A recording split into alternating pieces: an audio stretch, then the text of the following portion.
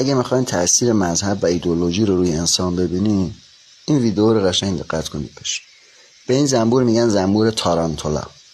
شکارش هم معمولا ملخ، روتیل، عقرب، اینجور چیزاست.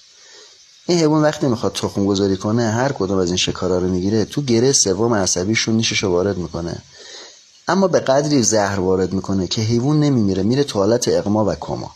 بعد میبره توی لونه‌اش، روش تخم گذاری میکنه. تخما که به دنیا میان شروع میکنن از این حیوان تغذیه کردن و رشد کردن، و چون حیوان تو حالت اغما زنده است، بدن سالمه، میتونه خوراک خوبی باشه. ایدئولوژی و مذهب هم دقیقا همین کار رو با انسان میکنه. تو گره های عصبی انسان نیششو فرو میکنه و انسان از فکر کردن و تفکر میندازه.